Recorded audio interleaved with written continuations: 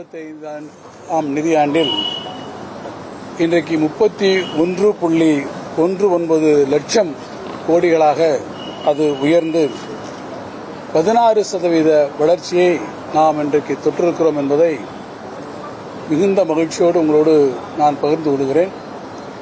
நம்முடைய reserve bank of இந்தியாவுடைய தரவுகளின் வாயிலாக கொடுக்கப்பட்டிருக்கக்கூடிய இந்த வளர்ச்சி விகிதம் நம்முடைய மாண்புமிகு முதலமைச்சருடைய தலைமையிலான தமிழ்நாடு அரசினுடைய நிதி நிர்வாக மேம்பாட்டிற்கும் நான் தொடக்கத்திலே குறிப்பிட்டதைப் போல தமிழ்நாடு அரசினுடைய சிறப்பான கொள்கைகளுக்கும் கிடைத்திருக்கக்கூடிய மாபெரும் வெற்றியாக நாம் இதை சொல்லலாம். இத்தகைய உயர் வளர்ச்சி விகிதம் என்பது கடந்த 3 ஆண்டுகளாகவே அது தொடர்ந்து இருக்கிறது. 2021-22ஆம் ஆண்டிலே நாம் பொறுப்பேற்ற காலத்திலே 15.91%, அதேபோல 22-23ஆம் ஆண்டுகளிலே 14.47%, அதேபோல 23-24ஆம் ஆண்டுகளிலே 13.34%. தொடர்ச்சியாக நம்முடைய மாண்புமிகு முதலமைச்சர் அவர்கள் ஆட்சி பொறுப்பேற்றதற்கு பிறகு இந்த வளர்ச்சி விகிதம் ஏற்பட்டு இன்றைக்கு அது 16% தொற்றிருப்பது மிகப்பெரிய ஒரு வளர்ச்சியும் திராவிட மாடல் ஆட்சியினுடைய வெற்றிக்கு இது மற்றும் ஒரு எடுத்துக்காட்டாக இன்றைக்கு இது விளங்கியிருக்கிறது. அதிலும் குறிப்பாக இந்த வளர்ச்சியிலே உற்பத்தித்துறை மிகப்பெரிய ஒரு பங்களிப்பினை செய்திருக்கிறது. இந்த 4 ஆண்டுகளிலே நீங்கள் பார்ப்பீர்கள் என்று சொன்னால் தமிழ்நாட்டினுடைய இந்த பொருளாதாரம் ஜிஎஸ்டிபியினுடைய வளர்ச்சி என்பது இந்த உற்பத்தி துறையை பொறுத்த மட்டிலே 1.46 லட்சம் கோடியாக இருந்தது 2 மடங்காக இன்றைக்கு அது பெருகி இருக்கிறது. அதேபோல மகாராஷ்டிராவில் நீங்கள் ஒப்பிட்டு நோக்குவீர்கள் என்று சொன்னால் அது ஒரு வளர்ச்சியடைந்த உற்பத்தித்துறை மாநிலமாக இருக்கக்கூடியதில் அது 0.71 லட்சம் கோடியாக இருக்கக்கூடிய இந்த மகாராஷ்டிரத்தை விட தமிழ்நாடு உற்பத்தி துறையிலே மிகப்பெரிய ஒரு முன்னேற்றத்தை இன்றைக்கு கண்டிருக்கிறது என்பதை நான் இங்கே தெரிவிக்க விரும்புகிறேன். அதற்கு காரணம் தமிழ்நாட்டிலே இன்றைக்கு பார்ப்பீர்கள் என்று சொன்னால் ஏறத்தாழ 40,000க்கும் மேற்பட்டிருக்கக்கூடிய தொழிற்சாலைகள் இருக்கிறது. அவற்றிலே ஏறத்தாழ 27.7 லட்சம் பேர் அங்கே வேலைவாய்க்கக்கூடிய நிலைமைகள் வந்திருக்கிறது. இந்த பொருளாதார வளர்ச்சியில் குறிப்பாக கட்டுமானத்துறை கன்ஸ்ட்ரக்ஷன் செக்டார் என்பதும் இந்த வளர்ச்சிக்கு மிகுந்த அளவிலே உதவி செய்யக்கூடிய வகையில் 23-24ஆம் ஆண்டுகளிலே 15.93%, அதேபோல 24-25ஆம் ஆண்டுகளிலே 11% என்று அதற்கான பங்களிப்பை தந்திருக்கிறது.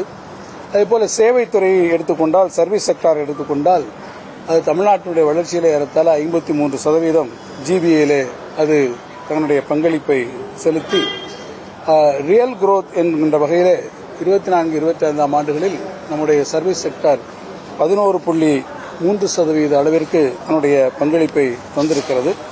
குறிப்பாக இந்த $1 trillion எக்கானமியை நாம் எட்ட வேண்டும் என்று சொன்னால் ஏற்றுமதியிலே நாம் மிகப்பெரிய ஒரு முன்னேற்றத்தை நாம் காண வேண்டும். அதேபோல நம்முடைய மாண்புமிகு முதலமைச்சர் அவர்களுடைய தொடர் முன்னெடுப்புகளால் பல்வேறு உலக நாடுகளிலே அவர் பயணம் செய்து அதேபோல அவர்களுடைய நம்முடைய புரிந்துணர்வு ஒப்பந்தங்களை மேற்கொண்டு அதன் வாயிலாக ஏறத்தாழ நீங்கள் முதலீட்டாளர்களுடைய சந்திப்பின் மூலமாக 11,40,711 கோடி முதலீடுகள் பெறப்பட்டு 1,016 புரிந்துணர்வு ஒப்பந்தங்கள் மேற்கொள்ளப்பட்டிருக்கிறது. ஏறத்தாழ 34,08,522 இளைஞர்களுக்கு நேரடியாகவும் மறைமுகமாகவும் வேலைவாய்ப்பினை நாம் கொண்டு வந்திருக்கிறோம். ஏற்றுமதியை பொறுத்தமட்டில் அது நம்முடைய $1 trillion எக்கானமியை நாம் பெறுவதற்கு மிகுந்த அடிப்படையாக அமைந்திருக்கக்கூடிய தமிழ்நாட்டினுடைய ஏற்றுமதி சாதனை ஒன்றிய அரசினுடைய நிர்யாத் அமைப்பின் தரவுகளின்படி 2021-22ஆம் ஆண்டிலே $1.86 பில்லியன் இருந்தது.